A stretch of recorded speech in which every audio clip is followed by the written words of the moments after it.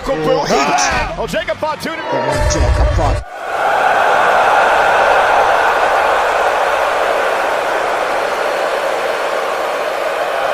The wrestling world operates on moments. Split seconds where everything changes, where the trajectory of storyline shifts, where the impossible becomes reality and fans lose their collective minds in a wave of pure, unfiltered shock. Saturday, January 18, 2026, delivered one of those moments in spectacular fashion, a moment so unexpected and explosive that it sent shockwaves rippling through every corner of the wrestling community. What transpired on this night would be replayed millions of times across social media, dissected frame by frame, and remembered as one of the most jaw-dropping returns in recent memory. The evening had been building towards something special from the opening bell. The energy in the arena was different, charged with an electricity that veteran fans recognize as the precursor to something significant. The crowd was hot, reacting to every near fall, every dramatic moment, every twist in the various storylines unfolding throughout the show. But nobody, not a single person in that building or watching at home, could have predicted what was about to happen when Drew McIntyre's music hit and the Scottish Warrior made his way to the ring. Drew McIntyre has been on an absolute tear lately, carving through the roster with the kind of intensity and dominance that reminds everyone why he's considered one of the most physically imposing and talented performers in the entire industry. Standing at 6 feet 5 inches and weighing 265 pounds of pure muscle and intensity, McIntyre is an intimidating presence under any circumstances.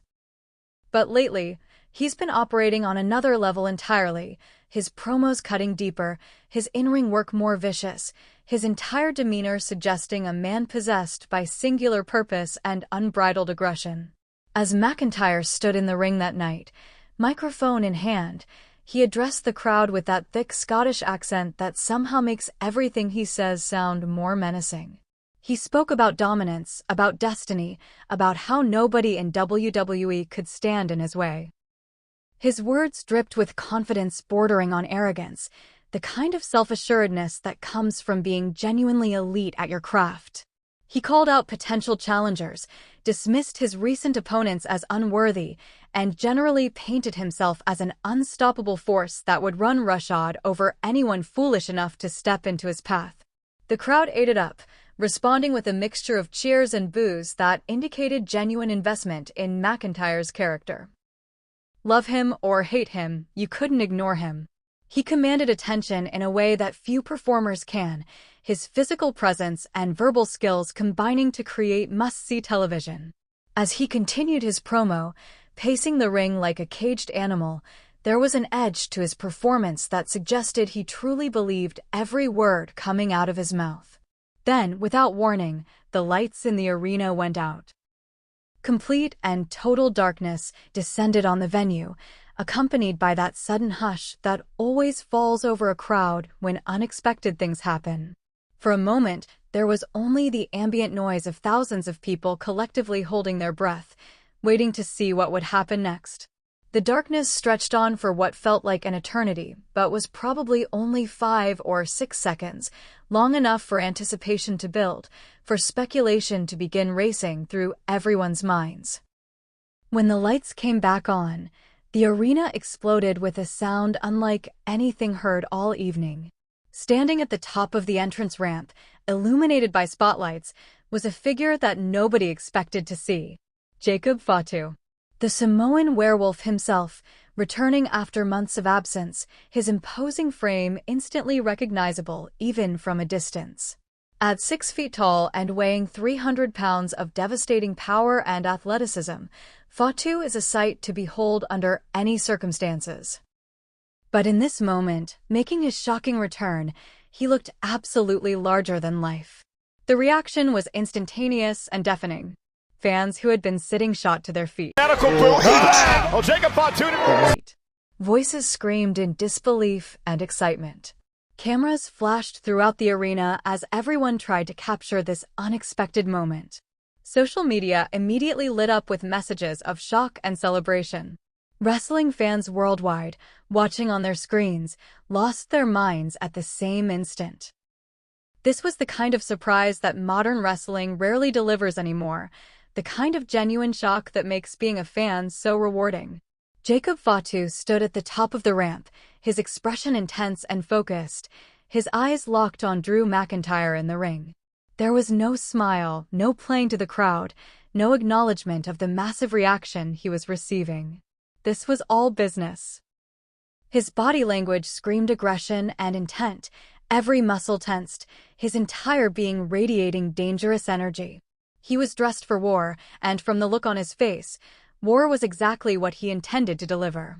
In the ring, Drew McIntyre's expression shifted from surprise to something else entirely. Recognition, certainly, but also calculation. The Scottish warrior has faced countless opponents, overcome numerous challenges, and established himself as one of the toughest men in professional wrestling. He doesn't scare easily, doesn't back down from anyone. But even McIntyre seemed to understand that Jacob Fatu's presence changed everything about this situation. The dynamic had shifted in an instant, the balance of power suddenly uncertain. For a long moment, the two men simply stared at each other across the distance separating them. Fatu on the ramp, McIntyre in the ring, the tension building with each passing second. The crowd was going absolutely insane, their noise level rising and falling in waves as they anticipated what was about to happen. Commentators at ringside were scrambling to provide context, explaining to viewers who might not be familiar with Jacob Fatu exactly who this man was and why his appearance was so significant. Jacob Fatu is not just another wrestler. He's a member of one of the most legendary families in professional wrestling history, a direct descendant of the wild Samoans lineage that has produced countless icons. His own career has been marked by moments of absolute brilliance, displays of athleticism that seem impossible for a man his size, and a reputation for violence and intensity that has made him one of the most feared competitors in the business. His absence from WWE programming had been mysterious, with various rumors circulating about injuries, creative differences, and contract negotiations. But now he was back, and from the look in his eyes, he had unfinished business to address. The Samoan werewolf began his walk toward the ring. His movement was deliberate, purposeful, each step measured and confident. He didn't rush, didn't sprint down the ramp like some returning heroes do. Instead, he moved with the certainty of a predator that knows its prey has nowhere to run. His eyes never left McIntyre, tracking the Scottish warrior's every movement, watching for any sign of retreat or aggression. The psychological warfare had already begun, and Fatu was establishing dominance before a single punch had been thrown. McIntyre, to his credit, didn't back down. The Scottish warrior stood his ground in the center of the ring, dropping the microphone and rolling his shoulders, preparing himself for the inevitable confrontation. He knew what was coming, understood that Jacob Fatu hadn't returned just to exchange pleasantries. This was going to get physical, and McIntyre was ready to meet violence with violence. His reputation hadn't been built on backing away from challenges, and he wasn't about to start now, regardless of how dangerous his opponent might be. Jacob Fatu reached the ringside area and paused for just a moment, his hand resting on the ring apron. The brief hesitation only served to build more tension, making the crowd's anticipation reach a fever pitch. Then, with the fluid grace that characterizes all his movements despite his size, Fatu rolled under the bottom rope and into the ring. He rose to his feet in one smooth motion, and suddenly the confined space of the ring felt much smaller, with both of these massive men occupying it. They stood face to face, or more accurately, face to slightly higher face given McIntyre's height advantage. But what Fatu might concede in height, he more than makes up for in raw power and explosive athleticism. The two men were inches apart, close enough that you could see them exchanging words, though the crowd noise made it impossible to hear what was being said. McIntyre's jaw was set, his expression defiant. Fatu's face was a mask of controlled fury, his breathing deep and measured. The tension was unbearable. Everyone watching knew that violence was seconds away, that these two titans were about to collide in spectacular fashion. The question wasn't if they would fight, but rather who would throw the first punch and how devastating the resulting battle would be.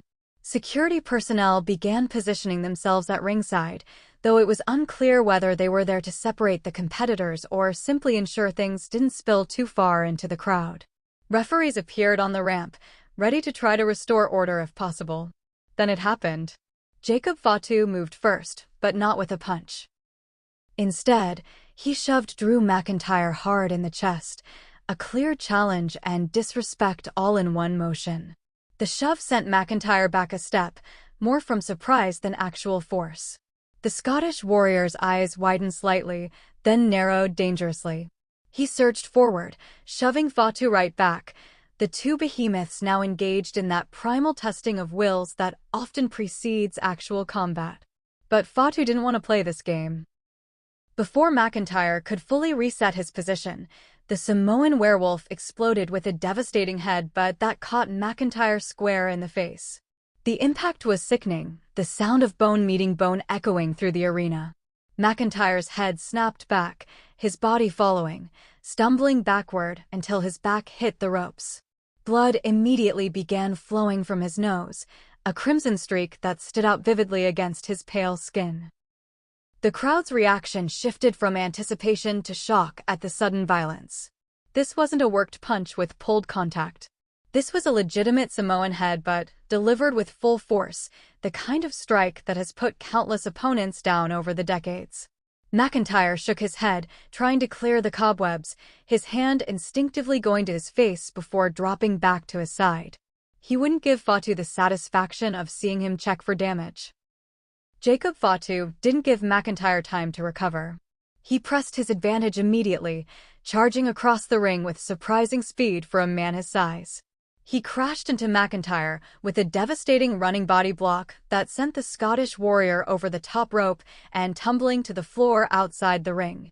McIntyre landed hard on the thin mats covering the concrete, his body hitting with an impact that made everyone watching wince in sympathy. But Fatu wasn't done. Not even close. The Samoan werewolf slid out of the ring in pursuit of his prey, his movement smooth and practiced. McIntyre was struggling to his feet, using the barricade for support, still dazed from the headbutt and the fall. Blood continued to stream from his nose, droplets falling to the mat below, creating small crimson stains that would mark where this battle took place. Fatu grabbed McIntyre by the hair, yanking his head back and exposing his throat in a gesture of utter dominance. For just a moment, he held McIntyre in that vulnerable position, letting everyone see the blood on the Scottish warrior's face, letting the reality of the situation sink in. Then he delivered a brutal forearm strike to McIntyre's face, the impact snapping the warrior's head to the side and sending more blood spraying through the air. The crowd was in absolute chaos now, a mixture of shock, excitement, and genuine concern creating a wall of sound that threatened to overwhelm the arena's speaker system.